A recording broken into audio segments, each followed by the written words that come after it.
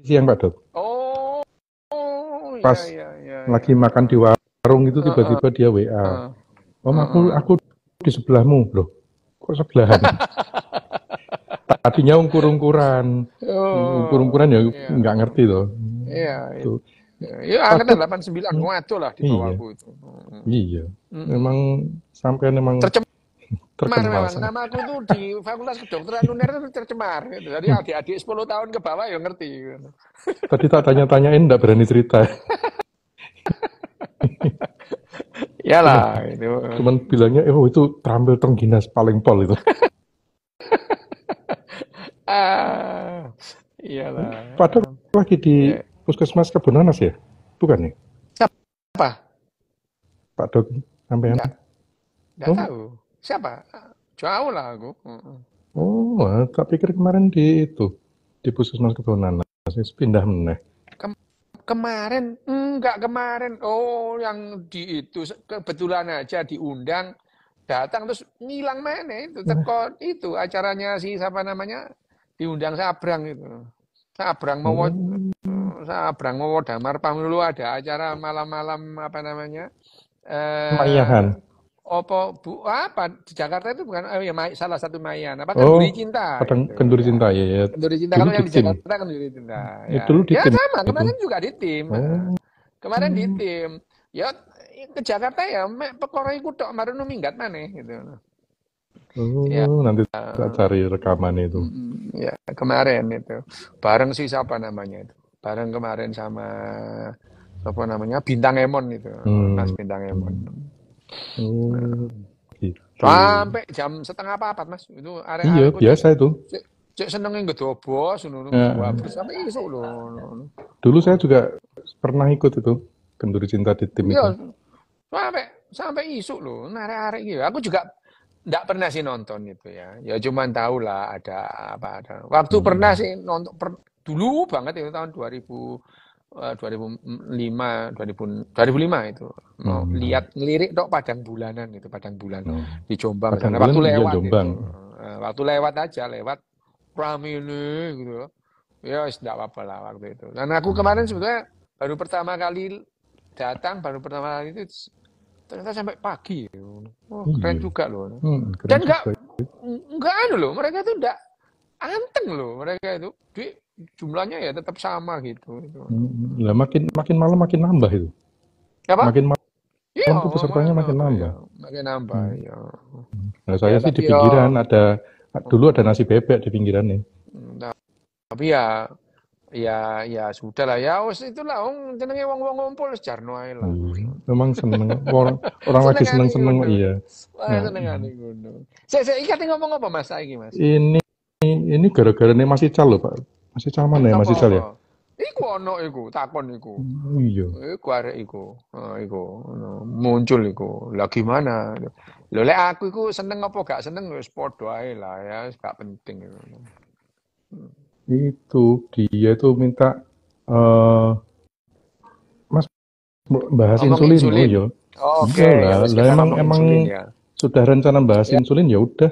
oke insulin. Insulin dan ya memang kalau kita ngomong insulin itu selalu hubungannya dengan yang namanya diabetes gitu Iya. ya itu. Nah, itu apa jenenge insulin itu ya selalu karena yang namanya penyakit diabetes itu ya memang ditanya insulin adalah sebetulnya insulin itu apa gitu ya kan kita pernah bicara Mm-mm. insulin itu adalah Iya. hormon gitu ya hormon yang secara pada umumnya itu kalau kita nyebut alami gitu ya perasaan ya KB ku alami kalau sing enggak ya itu ya yang namanya hormon insulin itu adalah hormon yang diproduksi oleh sel beta pankreas Mm. gitu ya sel beta pankreas jadi ya apa namanya hormon insulin ini memang diproduksi di pankreas gitu ya fungsi utama dari insulin itu ya membantu atau sebagai agen gitu ya. Agen tubuh mengolah glukosa gitu ya. Sebagai Glukosa enabler gitu ya. sebagai sumber energi gitu. Ya Hmm. artinya kan gini kan. makanan sebetulnya dari glukosa ya makanan.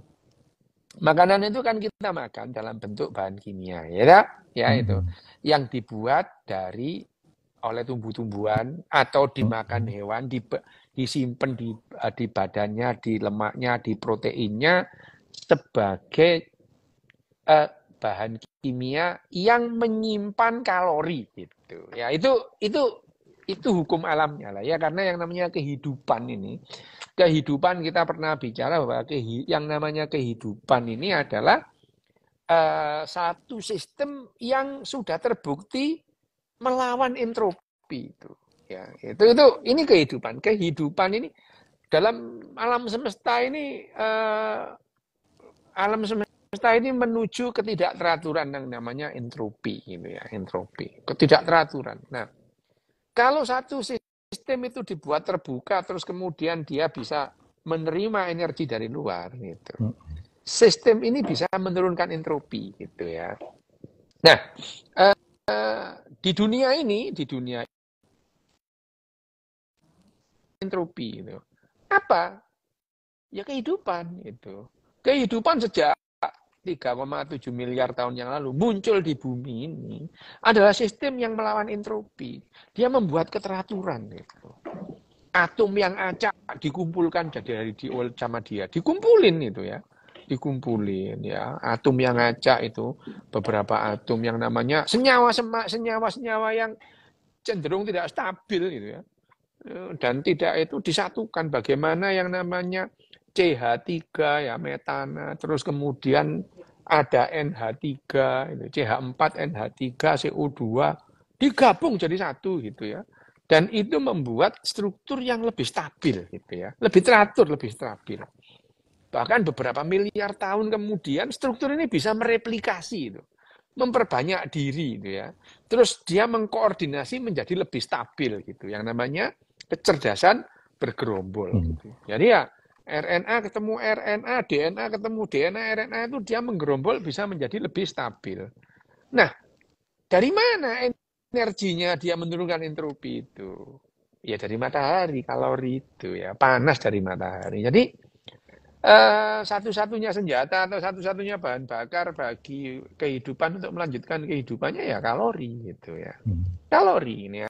Nah, binatang awalnya juga bagaimana mendapatkan kalori. Awal tumbuh-tumbuhan, sel itu juga bagaimana menghimpun kalori. Pada akhirnya ada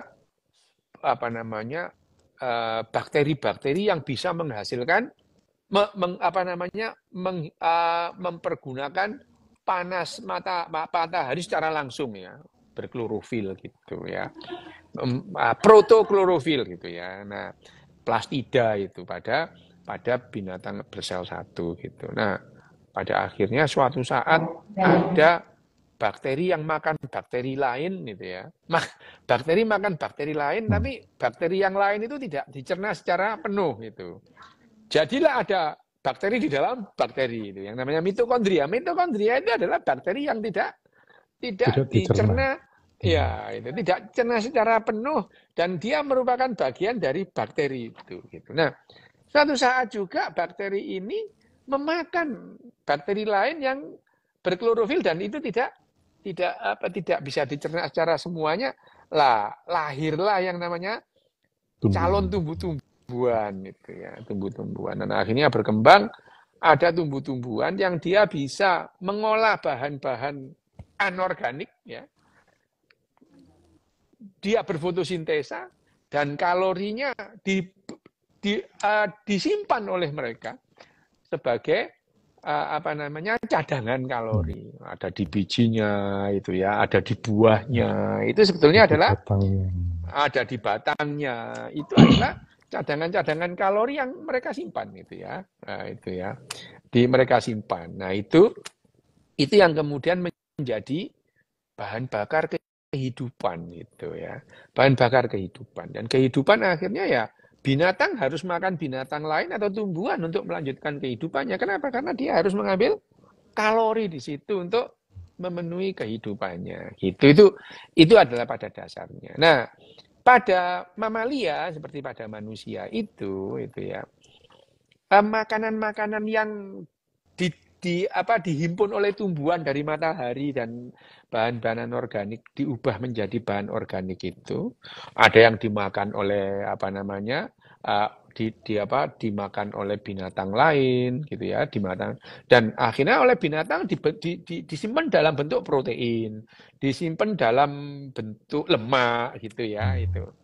Nah, itu semuanya sebetulnya adalah cadangan kalori, ya. Cadangan kalori yang tadinya ada terus disimpan dalam bentuk ini. Tujuannya apa ya ini? Kalau tadi kita ngomongin dalam sesi yang sebelumnya tadi sama Cito tadi itu sebetulnya kehidupan kita itu secara genetik kita itu memanfaatkan bagaimana memanfaatkan energi matahari itu sampai seefisien dan seefektif mungkin gitu. Efisien sampai akhirnya yang namanya kalori yang disimpan jutaan tahun yang lalu bisa kita gunakan sekarang gitu ya. Itu adalah bagaimana kehidupan memanfaatkan yang namanya energi matahari yang disimpan dalam bentuk kalori. Lah, balik lagi ke insulin tadi. Insulin ini adalah senjata utama bagi mamalia khususnya manusia untuk mengubah gitu ya cadangan-cadangan energi yang sudah disimpan dalam bentuk glukosa tadi itu untuk diubah menjadi kalori lagi gitu. Untuk apa? Ya untuk kehidupan kita gitu ya. Jadi yang namanya insulin ini adalah hormon ya yang diproduksi kalau di manusia, di kita ini, di organ pankreas ini, fungsi utamanya adalah tadi mengubah lagi cadangan-cadangan energi yang dibentuk oleh kehidupan yang kita makan gitu ya. Ya, itu ya dari glukosa menjadi energi. Energinya itu apa? Kalori gitu. Kalori gitu. Kalori. Satu mol glukosa akan menghasilkan 3,9 kalori gitu. Satu mol itu glukosa dan protein sama menghasilkan 4,9 kalori. Tapi kalau yang namanya lemak menghasilkan 9,6 kalori. Jadi satu mol itu lebih banyak gitu. Dari mana ukurannya? Ya tadi kalau kita ngomong tentang ATP tadi. ATP tadi kalori dalam sel itu yang dihasilkan itu bentuknya itu ya yang bisa digunakan ya ATP itu gitu ya. ATP kalorinya itu ATP adenosin trifosfat itu ya. Itu adalah satu-satunya bahan bakar yang diperlukan oleh metabolismenya untuk mempertahankan eksistensi dari sel kita ini gitu ya. Hitungannya kalori sih memang tetap menghasilkan kalori, tetapi yang namanya sel kita bahan bakar yang efektif dan bisa mempertahankan keberadaan ATP ini adalah keberadaan sel ini adalah ATP. ATP ini dibuat dari glukosa gitu. Meskipun yang namanya protein itu bisa juga kalau kita lihat yang namanya HMP shunt itu ya. Jadi melalui HMP shunt itu yang namanya protein itu bisa jadi yang namanya ATP gitu. Yang namanya lemak juga demikian. Lemak itu menjadi glukosa terus kemudian dijadikan ATP gitu. Nah, ATP. Nah, ini yang menghasilkan hitungannya tetap energinya dalam bentuk kalori tadi hitungannya gitu ya. Hitungannya dalam bentuk kalori. Nah, kalau misalkan glukosa itu ya. 1 mol glukosa gitu ya. 1 mol glukosa itu dalam sel dia itu akan spontan di dalam sel itu akan diubah menjadi yang namanya masuk dalam sebelum masuk dalam siklus Krebs itu ya, dia glukosa itu menjadi kalau tidak masuk siklus dia akan menjadi asam laktat gitu. Kalau masuk siklus Krebs dia akan menghasilkan 36 ATP gitu. Nah, karena ya ini kalau dengan catatan itu ada oksigen. Ada oksigen. Kalau tidak dia ini hanya menjadi asam laktat ya, asam laktat dan 2 ATP. Kekurangan 36 ATP itu bagi sel tidak bisa mempertahankan tidak bisa mempertahankan eksistensinya, tidak bisa mempertahankan terjadinya apa jenenge terjadinya pompa natrium kalium. Karena yang namanya sel ini keberadaannya itu adalah natrium dan kalium itu yang keluar masuk itu. Natrium itu keluar dipompa, kalium masuk dipompa. Nah, jadi namanya natrium kalium PAM gitu ya. Dan PAM ini jalannya karena ada ATP. Kalsium juga demikian. Kalsium keluar masuk itu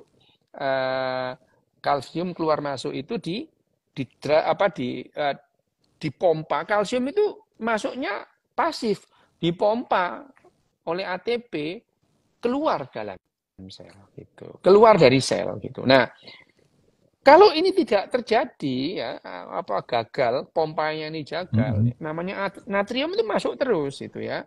Terus kemudian kalsium juga masuk. Nah, natrium itu sifatnya higroskopis, dia membawa air. Kalsium juga demikian, membawa air. Sehingga kalau kalsium dan natrium dalam sel itu banyak, selnya swelling gitu, swelling gitu ya. Swelling, dan pada satu titik sel ini akan lisis mati gitu ya. Nah, itu yang terjadi. Sapi digelonggong gitu ya.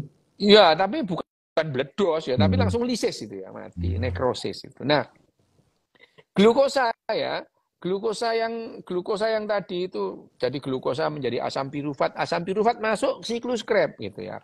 Dengan catatan harus ada oksigen. Kalau tidak ada oksigen, asam pirufat itu akan spontan menjadi asam laktat. Nah, disinilah perannya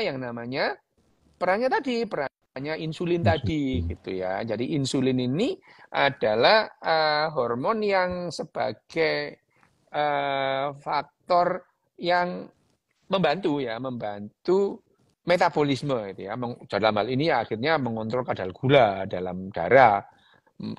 Tapi sebetulnya kadar gula dalam darah itu hanyalah indikator apakah glukosa itu bisa digunakan dengan bagus. Glukosa itu sebagai sumber energi sudah bisa diubah lagi menjadi kalori. Gitu ya. Jadi yang namanya glukosa yang dimakan manusia kalau kelebihan disimpan dalam bentuk otot, dalam bentuk lemak gitu ya. Jadi sel otot, sel lemak, sel liver itu adalah tempatnya bekerja dari glukosa ini.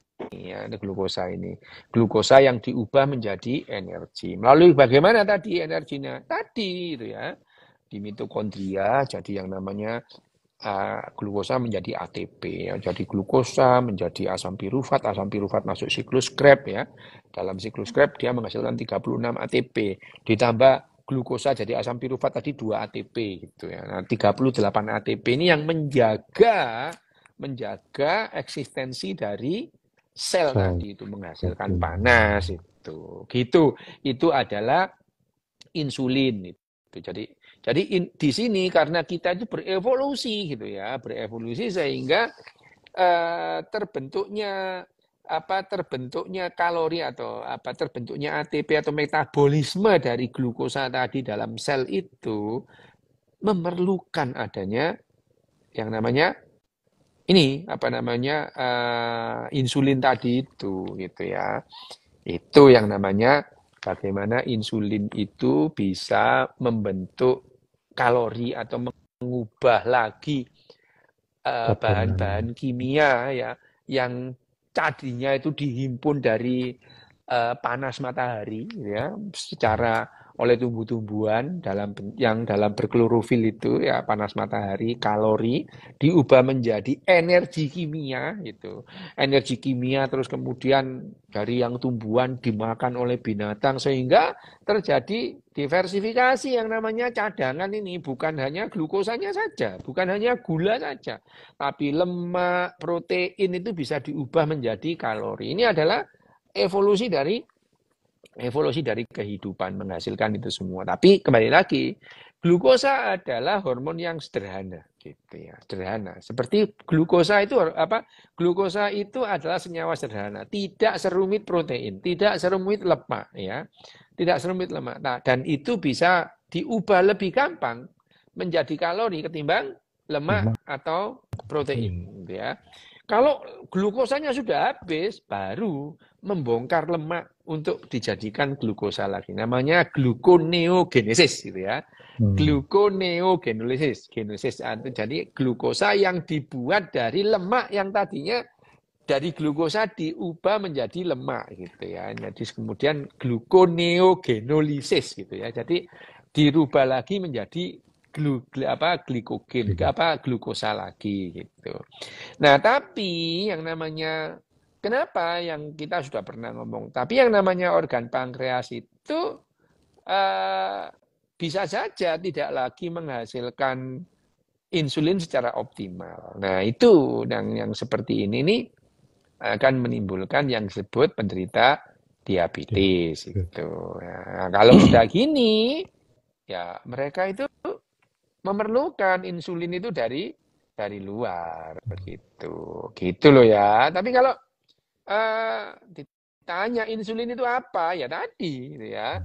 Insulin ini pada saat kita mengkonsumsi makanan yang mengandung karbohidrat, tubuh kita itu mengubah yang namanya karbohidrat itu menjadi glukosa, gitu ya. Yang kemudian disalurkan ke dalam darah, gitu loh ya. Nah, kadar glukosa yang tinggi dalam darah itu menginduksi atau menstimulir, gitu ya, merangsang pankreas untuk melepaskan insulin. Jadi dalam tubuh kita itu ada yang namanya reseptor insulin, gitu ya. Nah, itu reseptor insulin. Reseptor insulin itu tadi yang kemudian kalau gulanya tinggi, gitu ya, gula tinggi itu terus kemudian merangsang, gitu ya, merangsang yang namanya sel beta pankreas tadi. Sel beta pankreas, pankreasnya sendiri memproduksi insulin, gitu ya. Dan insulin itu kemudian mengubah yang namanya glukosa itu menjadi energi, gitu. Dan kemudian disebarkan ke seluruh tubuh untuk ya tadi untuk metabolisme, itu ya. Nah, kalau sesuai dengan fungsinya untuk mengendalikan kadar gula tadi yang diubah jadi energi tadi. Jadi ya kalau insulin kita itu bekerja sesuai dengan yang namanya tadi reseptor. Jadi kalau glukosanya dikit, insulinnya nggak bekerja, simpan lagi gitu ya.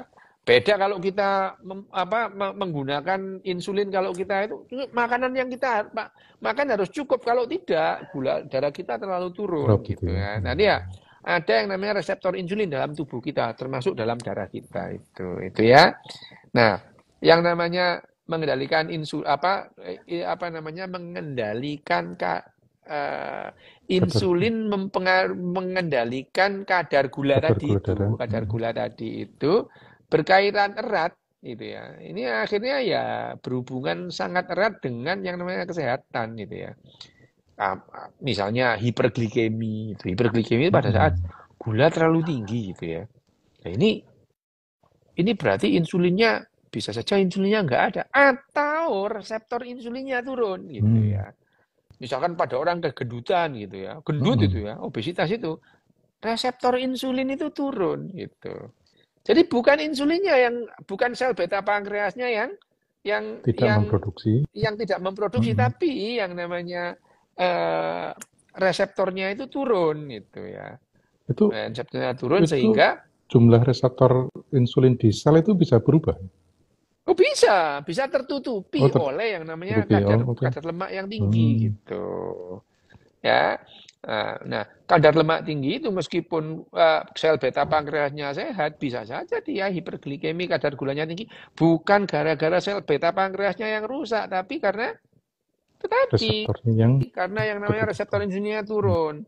Sudah gitu karena reseptor insulinnya turun, pankreas akan menerjemahkan memang kita nggak perlu insulin banyak-banyak, sehingga dia menurunkan kadar insulin. Nah, ini sehingga kenapa yang namanya obesitas itu bisa memicu yang namanya obesitas itu bisa memicu yang namanya diabetes mellitus. Nah, yang pertama tadi hipoglikemi. Ada yang namanya hipoglikemi. Tadi kalau hiper tadi kan kadar gulanya tinggi, kalau hipo itu kadar gulanya rendah, gitu ya. Kadar gulanya rendah. Bahkan diabetes mellitus itu juga akibat karena ini tadi hubungan antara tubuh kita dengan hormon insulin itu. Nah, kalau ditanya bagaimana cara kerja insulin dalam tubuh, lah ini agak ruwet ini ya. Tapi gini, yang perlu diketahui itu misalnya ya, saat selesai makan, karbohidrat yang terkandung pada makanan akan dicerna, loh ya. Karbohidrat itu dicerna oleh tubuh kita, diolah menjadi glukosa. Nah, pada proses ini menyebabkan peningkatan glukosa dalam darah. Nah, setelah karena glukosa dalam darah tadi itu terus kemudian memicu apa? Ada yang namanya reseptor-reseptor insulin itu ya. Nah, pankreas akan melepaskan hormon insulin ke dalam darah, gitu ya. Nah, tepat pada saat itu insulin adalah hormon yang menjadi tadi menurunkan kadar glukosa tadi dan mengubah glukosa menjadi energi. Di mana? Ya di tingkat sel tadi ya.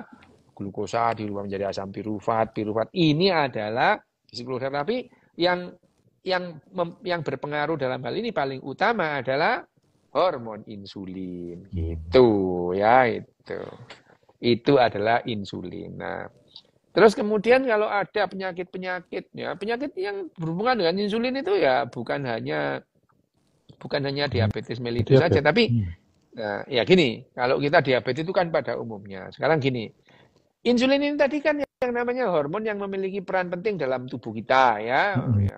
Jadi kalau produksi atau cara kerja insulin terganggu, maka kondisi dalam tubuh kita ya terganggu gitu ya. Nah, ini satu-satu disebut itu. Kan apa saja? Misalkan ada yang namanya istilah insulinoma. Loh, ini ini. Insulinoma ini adalah kondisi ya gangguan ini. Penyakit yang terjadi karena munculnya tumor misalnya pada pankreas itu. Dan menyebabkan produksi insulin itu meningkat itu ya. Produksi insulin meningkat gitu.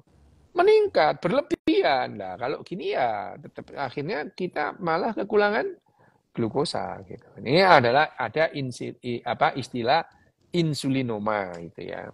Ada lagi istilah resistensi insulin. Lah, ini ada ini ya. Resistensi insulin ini adalah kondisi di mana sel otot, lemak, dan liver itu tidak bisa lagi menggunakan insulin secara optimal gitu ya. Ya jadi tadi akhirnya ya metabolisme glukosa tidak optimal gitu ya. Itu yang tadi reseptor insulinnya ketutup tadi. Resistensi insulin itu ya. Ya ini resistensi insulin ini variabelnya banyak, tapi hasil akhirnya itu sel otot, sel lemak, sel liver tidak bisa lagi menggunakan insulin yang ada itu. Nah, sehingga dalam kondisi ini itu ya yang namanya pankreas itu jadi kerja keras menghasilkan insulin dalam jumlah banyak supaya glukosa itu bisa diubah jadi energi. Loh, ini loh ya. Dalam kondisi seperti ini pada saat orang itu mengalami resistensi insulin dan tidak mendapatkan penanganan secara tepat, nah ini tadi sehingga terjadi kerusakan karena yang namanya sel beta pankreasnya itu kerja keras itu loh ya, resistensi insulin ini ya itu satu, itu dua, apalagi ya yang tiga, itu yang disebut sebagai sindroma ovarium polikistik atau polikistik ovari sindrom gitu ya. Ini juga ada hubungannya dengan insulin gitu. Ovariumnya polikistik. Loh, kok apa hubungannya ovarium polikistik ini ya? Gangguan yang terjadi pada ovarium ini ya. Ini yang begini ini mengakibatkan beberapa kadar hormon dalam tubuh tidak normal, termasuk meningkatnya kadar insulin dalam jumlah tinggi. Ini ada hubungannya ini ya. Ya, jadi polikistik ovari sindrom itu bisa mengakibatkan insulinnya meningkat. Ini adalah kondisi-kondisi di mana terjadi naik turunnya insulin. Yang keempat ya yang kita bahas sekarang kemarin itu diabetes, sudah jelas lah ya itu. Diabetes sudah kita ngomongin tuh ya, diabetes itu. Nah, sekarang kalau kita mempertanyakan lagi lah, terus gimana ini kalau penderita diabetes ini ya. Kita pernah bahas itu ya. Suntikan insulin bagi penderita diabetes itu ya. Karena insulin dalam tubuh kita itu tidak ada atau tidak efektif itu ya. Ya kita ya ekspor kalau kita mau tetap bikin tempe Mm-mm. misalnya terus produksi apa namanya delay di dalam negeri kurang ya impor gitu ya. Ya seperti itu ya dalam apa namanya kalau kita itu apa namanya kekurangan insulin dalam tubuh kita ya sudah, kita mendatangkan insulin dari luar, disuntik gitu ya. Karena terganggunya hormon insulin itu adalah kondisi yang cukup berbahaya gitu ya. Mm. Jadi terganggunya hormon insulin dalam tubuh kita itu cukup berbahaya sehingga orang yang mengalami itu membutuhkan tambahan hormon ya melalui di luar melalui suntikan ya. Ya seperti kondisi umum yang dialami penderita diabetes ya. Nah, gitu. Eh nah, beberapa akibat ya yang membuat seseorang itu beberapa keadaan yang membuat seseorang itu memerlukan injeksi insulin atau suntikan insulin Mm. itu adalah satu, mereka yang mengalami kerusakan sel beta pankreas rusak. Ini mutlak lah ya, itu ya. Mutlak memerlukan itu di luar itu. Karena semakin banyak produksi insulin akibat adanya tadi, maka sel beta pankreas tadi makin banyak yang rusak gitu ya. Jadi supaya makin banyak yang rusak diberikan insulin gitu ya. Supaya kebutuhan dari luar itu sedikit gitu. Itu adalah yang pertama. Yang kedua itu adalah misalnya adalah apa ya namanya tadi sehubungan dengan yang namanya apa reseptor insulin. Rendahnya sensitivitas terhadap insulin. Ya ini ya, Mm. rendahnya sensitivitas terhadap insulin itu. Ya, jadi ketika sensitivitas terhadap insulin itu turun itu, maka tubuh semakin tidak peka gitu ya untuk menggunakan hormon ini. Jadi kok lingkaran setan ini bulet ayo gitu ya. Jadi tubuh memberikan sinyal koyaknya itu tidak perlu gitu ya. Sehingga sel beta pankreasnya memproduksinya juga apa namanya? Juga sedikit. Setelah itu mereka menggunakannya juga nggak optimal gitu. Wah, jadi kayak Mm. lingkaran setan gitu ya. Dan ini yang menyebabkan bahwa seorang penderita diabetes itu untuk meningkatkan kualitas hidupnya itu ya memerlukan itu insulin. Dia dependent terhadap insulin gitu. Gitu. Nah, kalau kita mau bahas, ini kan kita spesifik bahas insulin ya itu. Mm. Misalnya, insulin itu macamnya banyak yang diinjeksikan itu loh ya, yang Mm. disuntikan itu jenisnya macam-macam. Jadi dari pengobatan diabetes atau kondisi lain yang membutuhkan suntikan insulin itu ada beberapa alternatif atau pilihan loh ya. Pilihan pilihan yang digunakan untuk insulin. Ada yang namanya eh, insulin yang kerja cepatnya, Mm.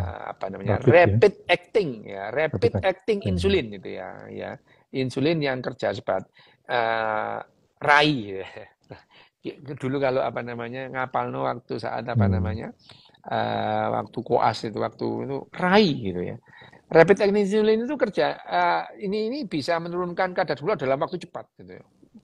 Biasanya disuntikan kurang lebih 15 menit langsung turun gitu ya apa Mm. namanya Gula apa darahnya. apa itu ada rapid. Ada yang itu rapid, ada yang short acting gitu ya. Rapid sama short itu beda. Kalau rapid itu 15 menit gitu ya. Kalau short itu antara setengah sampai 1 jam ya.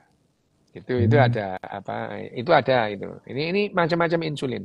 Ini sesuai dengan kebutuhan. Kalau misalnya kita mendapati pasien dengan insulin apa glukosa 800 itu lah ya menggunakan yang rapid gitu ya, Rapid. rapid supaya untuk menurunkan tekanan gula darah gitu. Karena gula darah yang tinggi itu juga bisa meracuni otak sehingga otak tidak bisa bekerja optimal, nggak sadar, teler gitu ya Mm. itu. Nah, itu. Nah, terus kemudian ada lagi apa? Intermediate itu ya. Intermediate itu lebih intermediate itu insulin dengan kerja intermediate ya, tengah-tengah gitu ya. Ini adalah jenis insulin yang kecepatan kerjanya itu ya tadi lebih lebih lama Lebih dari yang namanya yang rapid short acting tadi dan itu shortnya. antara 1 sampai 3 jam lah ya itu. Nah, ada lagi yang kalau sudah kita itu pasien itu sudah lama digunakan, sebetulnya dia itu memerlukan berapa unit insulin sehari gitu ya. Sudah dipetakan gitu, maka selanjutnya untuk penggunaan jangka panjang itu mereka menggunakan yang namanya Long. LAI gitu ya, long acting ya, long acting insulin ini. Long acting itu kerjanya bisa sampai 35 jam. Bisa sampai 35 jam, ada yang sampai 35 jam itu. 35 jam. Jadi satu hari cuma memerlukan satu kali Satu injeksi kali. misalnya gitu. Nah, itu adalah macam-macam insulin. Terus Tapi apakah pemakaiannya ada? dikombinasi pun boleh ya?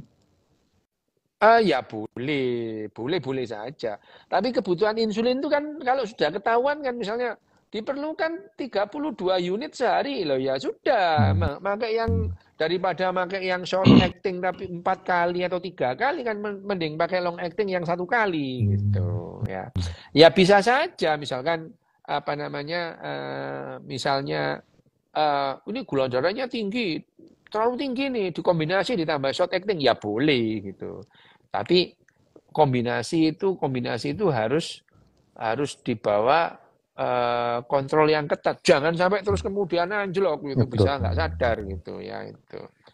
Itu tadi manfaat apalagi yang belum ya. Oh, efek samping insulin gitu ya. Insulin suntik itu. Ya, ya insulin. Ya tentu saja lah ya itu.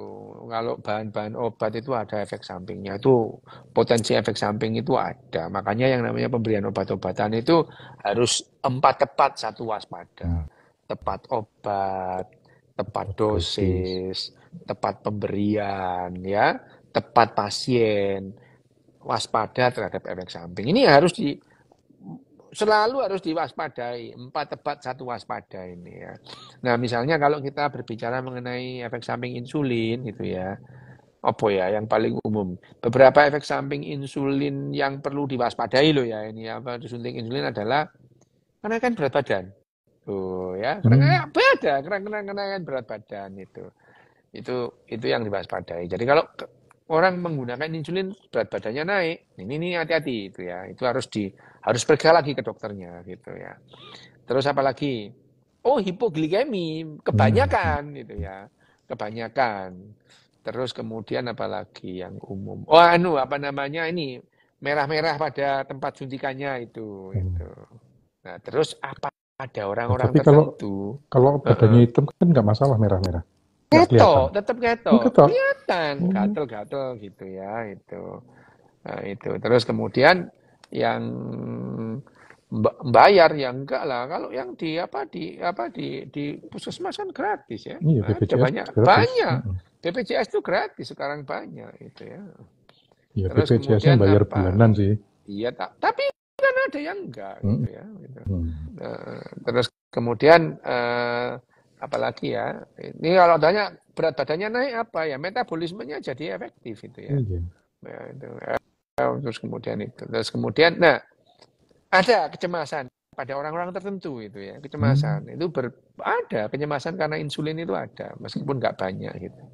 Nah, tapi ya supaya terhindar dari efek samping, maka ya konsultasi dulu ke dokter gitu ya. Jadi yang tak sampaikan di sini secara umum, tapi kalau sampean sakit, jangan ngikuti yang beginian, kontrol ke dokter gitu loh ya, gitu. Wes lumayan nih 40 menit ngomong insulin ini. Iya itu. Dok, ini ada pertanyaan dari Mas Ical tapi di komentar ini. Apa? Tapi sebetulnya ini nyambung dengan insulin kan insulin suntik tadi baru ditemukan kira-kira 100 tahun yang lalu ya. Iya baru. Nah, Baru ini aja. Mas Ical nanya bahan dasar insulin yang disuntikkan itu dari mana, Dok? Ini Ya insulin sekalian sejarah, insulin binatang. sekalian. Insulin binatang. Loh kan kita itu mengisolasi bahan aktif itu adalah pekerjaan dokter dan farmasis zaman dulu gitu ya. Misalnya paracetamol. Paracetamol kan sudah ditemukan lama itu ya. Anti demam itu. Jadi mengisolasi paracetamol dari bahan-bahan itu ya. Terus kemudian misalkan salicylic acid, asam salisilat, aspirin gitu ya. Terus kemudian apa namanya? kita nitrat yang digunakan untuk jantung gitu. Jadi dulu-dulu awal-awalnya mereka menggunakan obat-obat itu tantangannya adalah mengisolir ya, mengisolasi bahan-bahan aktif yang bisa digunakan secara efektif gitu. Ya dari binatang gitu, Itu dari binatang. apakah misalnya kita ketemu babi terus kita ambil pankreasnya terus Oh iya, memang iya, tapi ya yang aman kan orang itu ini dibuat dari apa gitu, ada bahan babinya enggak gitu. Nah, pabrik farmasi itu ya tetap aja nggak mau rugi gitu. Daripada mereka mengambil risiko, banyak orang yang nggak mau, dia mengambil dari sapi lah, dari cacing lah. Cacing kan nggak apa-apa gitu kan, tidak ada isu cacing gitu ya. Oh, diambil dari tumbuhan juga ada gitu, tapi ada yang akhirnya diambil dari apa namanya dikembangkan dari serum manusia gitu. Ya ada juga gitu. Tapi kan ya diambil dari binatang-binatang yang lain yang paling banyak gitu. Dok, tadi kan ada insulin sensitivity. Apakah bisa diperbaiki untuk Ya bisa kasus-kasus? itu. Bisa. Yang gini-gini itu kan timbul karena yang namanya outcome ya, dari variabelnya banyak. Variabelnya dikendalikan semua. Oh, kadar gulanya dikendalikan, terus kemudian jangan-jangan ini karena misalnya kadar apa namanya kolesterolnya yang naik, kadar asam uratnya yang naik, ini semua berpengaruh gitu. Jadi ya tubuh kita itu tidak hanya dikendalikan atau disebabkan oleh satu variabel, multivariabel. Pada umumnya satu penyakit tidak pernah single faktor, loh gitu ya. Jadi variabel-variabel lain juga dikendalikan. Misalnya, terus kemudian asam uratnya, ginjalnya terganggu. Ya semua diobati karena misalnya tekanan darah tinggi. Darah tinggi juga ada hubungannya dengan yang namanya diabetes. Diabetes juga bisa mengakibatkan tekanan darah tinggi. Oh, bulet aja gitu. Nah, tapi ya makanya kalau kemudian ke dokter, terutama dokter penyakit dalam, laboratoriumnya yang diperiksa itu puluhan itu ya. Si dokter penyakit dalam ini dalam rangka mencari ini ada nggak hubungan satu hormon dengan hormon yang lain, satu penyakit dengan penyakit yang lain. Yang diperiksa itu bisa 60-80 variabel gitu ya kalau dokternya ingin tahu. Nah, itu tujuannya adalah mengkalkulasi ini sebabnya apa. Apa gara-gara satu tok, apa insulinnya ini nanti ada hambatan karena misalnya, ternyata dia metabolisme terhadap asam uratnya juga terganggu. Ini mengganggu metabolisme glukosa lo ya bisa gitu itu. Gitu ya. Jadi kalau mengenai teknis atau itu tanya ke dokternya, jangan itu. Jadi ya kalau sakit itu ya datang ke dokter yang ahlinya gitu ya. Jadi sakit diabetes itu ya, jangan tanya ke tukang sunat itu ya. Tanyanya ya ke dokter spesialis penyakit dalam gitu. Karena yang kita ngomongkan ini kan umum gitu ya. Yang terjadi pada dirimu itu beda-beda. Datang ke dokter gitu ya. Sebaiknya insulinnya digunakan apa, disuntik apa, diganti OAD gitu ya itu. Ya gitu gitu. Jadi ya datang ke dokter, ojo datang nang tukang tambal ban gitu. Lu tukang tambal bannya pinter berdoa. Wong nambani ban bocor aja nggak bisa kok doain pankreasmu yang bocor. Gak iso gitu ya itu. Dia itu tukang tambal ban yang pinter doa itu begitu ada orang yang bannya bocor ditambal sama dia nggak didoain gitu. Ya gitu. Nah, Dok, ini ada pertanyaan dari apa mau nih? MMY Santana. Dok, apakah tidak berolahraga mempengaruhi gula darah? Olahraga adalah salah satu variabel untuk memperbaiki metabolisme, ya gitu. Olahraga. Karena pada umumnya manusia-manusia sekarang ini kan males gitu. Tidak seperti nenek moyang kita dulu yang aktif. Memang untuk mencari makan dia menggunakan energi. Nah sekarang itu ya males gitu ya.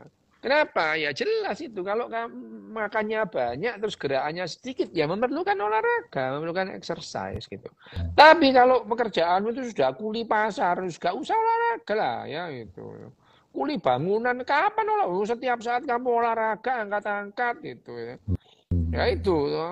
Ya nanti kalau pekerjaanmu itu di kantor, duduk, apalagi jadi filsuf gitu ya, nggak apa-apa meneng kayak gini, nulis, toh, ya perlu olahraga. Ya, filsuf itu ya perlu olahraga. Kalau enggak ya kamu tidak akan sehat dengan filsafat ya. Bahkan filsafat yang katanya membahagiakan tidak terbukti ada masyarakat bahagia karena filsafat yang membahagiakan nggak ada itu. Yang terbukti orang-orang bahagia itu dengan latihan berempati itu. Tidak ada filsafatnya itu. Dok, ini pertanyaan dari kayaknya Rizky Ramadan misalnya. Dok, ketika rajin olahraga, apakah kebutuhan gula kita juga naik? Kebutuhan Ya glukosa kan? jelas lah, ya iya. Kebutuhan gula kita naik gitu. Karena kebutuhan gula kita naik dimobilisasi dari cadangan gitu. Lemak dan protein tadi ya. Cadangan. Iki rada pinter iki gitu, bahagianya dengan duit. Oh, rada pinter. Saya kira rada pinter ada iki. Tidak akan sehat dengan filsafat. Kita tidak akan bahagia dengan filsafat. Meskipun ada filsafat yang mengklaim filsafat kebahagiaan, tapi tidak pernah terbukti ada masyarakat yang bahagia karena berfilsafat. Nggak ada. Gitu. Tanyalah orang-orang yang indeks kebahagiaannya tinggi, apakah mereka itu baca filsafat? Enggak. Gitu. Indeks kebahagiaan tinggi. Finlandia, Norwegia, apakah mereka berfilsafat? Enggak. Gitu. Ya, memang ada filsafat kebahagiaan itu ada, gitu. Tapi tidak pernah terbukti ada masyarakat bahagia karena berfilsafat itu enggak ada. Gitu. Wes, Pak Buyar. Sip, Buyar. Matur nuwun, Pak Dokter. Nanti Wes, sampai kapan-kapan ketemu kita ya. sambung lagi. Oke. Teman-teman, makasih banyak sudah join. Oke.